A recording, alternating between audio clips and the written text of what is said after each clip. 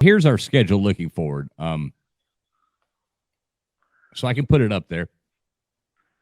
I made sure before the show started. I made sure I had one with an X, one with a check, just to make sure. Didn't want to be the one that jinxes. But so looking forward, I mean, and next week obviously is a win. Then UNC, and I think we're in good position to win that game. I mean, looking down at the rest of it, I think until we get to Florida State on November 5th, we should in all likeliness be good. Then go to Atlanta, slaughter the Yellow Jackets, and then we got that really easy game at that Death Valley place on the 19th that we'll all get to go to together. So that'll be fun. And then Pittsburgh. So I mean, looking forward, I think we're in a pretty decent position. Yeah, I mean, my prediction very well may come out true, and a lot of other people's. There's a lot of people that's got Miami. They had us penciled in to lose this game in Clemson. That's it. Right, and that's what I was saying. All of that is still very possible. I mean, the best anybody gave us at the beginning of the season going into this was a 10-2 season. I mean, that was like our ceiling was a 10-2 for what everybody said. By the way, a 10-2 season for Miami and Cristobal's first season, a success. If that's what ends up happening, I'll be happy as can be. I'll be happy with a 9-3. Well, I know, but you know there'll be people who. I'm just telling you. Oh, I know. I know my fam. Yeah. I know my Miami fam. I love my Miami fam, but I know it. I mean, anybody who's realistic should consider a 10-2 season for Cristobal to be a success. They might not win 10 games though. I mean, I'm not convinced of that yet, but that would be a massive success in my opinion. Well, listen, even if I'm right, say they go 9-3. 9-3 in Cristobal's first year is still a massive success. I agree with that too, yeah. 9-3, chances are you still very well make the ACC title game. Because at 9-3, we almost definitely would, assuming that our loss came to FSU or somebody like that. I would think that. Yeah, somebody in the division. Yeah. Say for instance, it is FSU. We have no losses in the division. Right. We would end up winning it. Right. And okay, you at least as far as my goals for the year. Fine, you've won your division. You're making it to the ACC championship game. You have a rematch against Clemson. It is what it is. You make it to a bowl game, and you win your bowl game. I don't care what bowl game we make. Win it. Oh, wait. What is this win a bowl game thing you're talking about? I get it, and that's exactly my point. I don't know what this is. That is exactly my point, sir. Yeah, I really don't know what that is. Have you ever seen one in your lifetime? 2016 and 2006, but for that 2006, I was 3 years old. Right. It's sad. We won 2 bowl games since 2006. You want to see Miami get better? That's one of the things that has to happen. They have to win bowl games. Even if it's not a playoff game, even if it's not a New Year's Six game, which you make it to the ACC championship game, it's probably going to be a New Year's Six. And see, to anybody listening, don't think that we're pessimistic on Miami. We're just realistic on Miami. We're not going to sit here and tell you, a bunch of hype but there's plenty of channels that you can go to and get that somewhere else and listen to a bunch of people talk nonsense. But we're being realists, and it did kind of not bother me, Slim, but I go back and read the comments after these. So make sure comment on these videos. Let us know what you think. But I do go back and there was people commenting on the videos like, listen to these guys, they're already eating their crow. We weren't eating crow. We were just speaking realistically of our expectations of this game tonight. And we weren't out there like Miami Twitter or these other YouTubers, which I love all these Miami YouTubers. I'm not taking anything away from them, but, and I like the hype. I like the thing, but we all have to have some kind of base where we sit here and go, okay, this is realism. And let's look at it from this. and you're not disappointed. When I'm not disappointed in Miami's performance tonight, I overall, I think you want we to could have talk done about better. realistic. You want to talk about realistic. It don't get no more realistic than this. And I caught a lot of hate from Miami fans about this. I could care less at the end of the day what they do this year, or frankly, even what they do next year.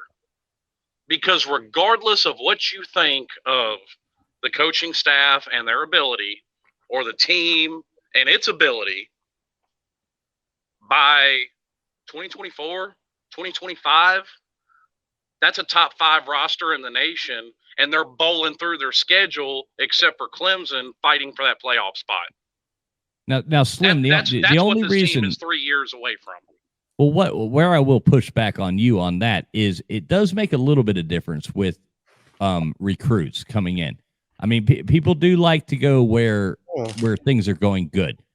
So you got to be a little bit careful with that. I don't disagree with you, but do you think that with Mario Cristobal and Joseph Adai and Charlie Strong, Gaddis, Ponce, all these guys, not only did he get some of the best individuals at certain position groups, across the board, they're all A++ recruiters. Right. And no. I agree with you. I look forward, but I don't want to write off the seasons as But where winning and losing hurts recruiting is when you're like South Carolina bad or something like that. Like these, I think too much emphasis is put on these players, these recruits. Are you going to the playoffs every year? Are you winning 10 wins? They really just want to know what the university can do for them personally, as opposed to are you winning 11, 12 games a year? And Mario's a great recruiter. And as far as I can tell from the outside, Miami is putting a huge investment, monetarily and otherwise, into the football program. They're trying to, let's be real here, they're trying to catch up with the Clemsons of the world, or the ACC. They're doing their best to do that. Yep.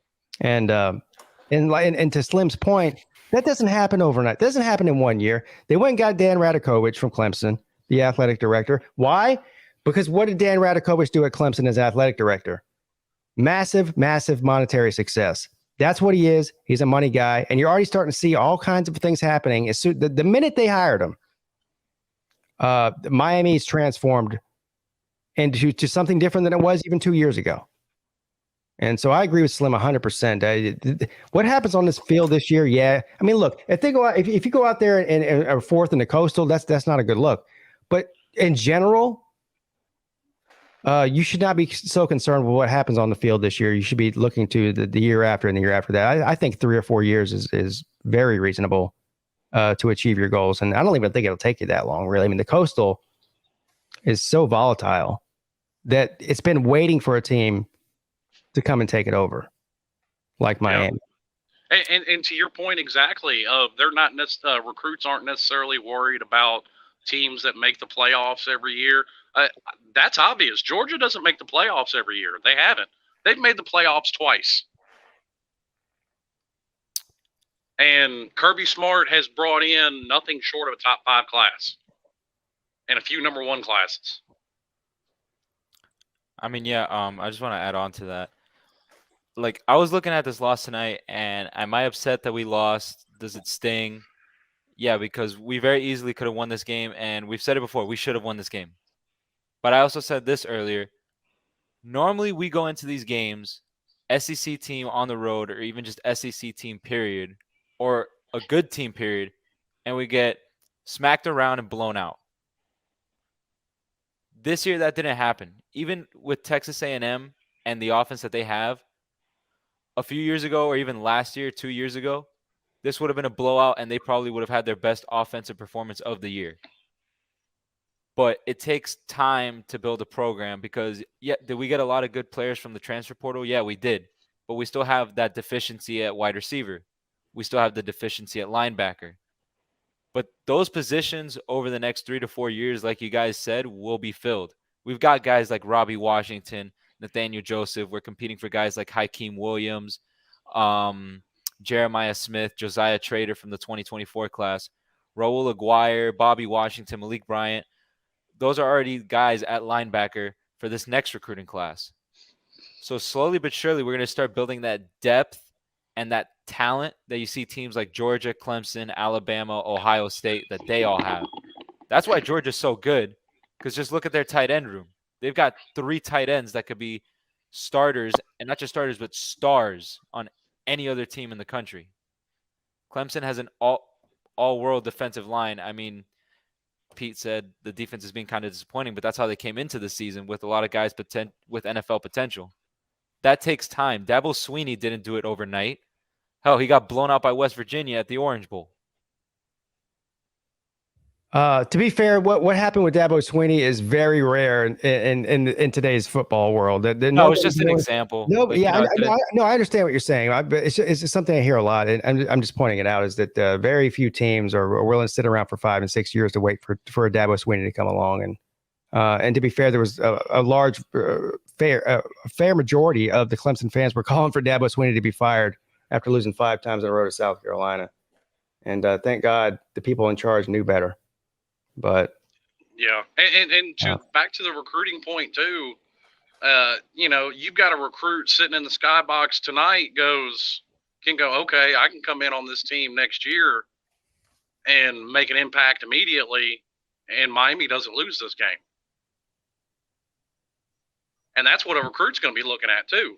If you don't have that guy step up on the field in the wide receiving corps now, he's going to get his place taken by somebody that wants it. Right, and I agree. And that was my point too. I mean, I do agree with you that, recruits look at it like building. I mean, what did we go last year? 7-5, right? Yeah. Yep. Right, which is for Miami. That's not good. That's not good at all. You don't want to do that again.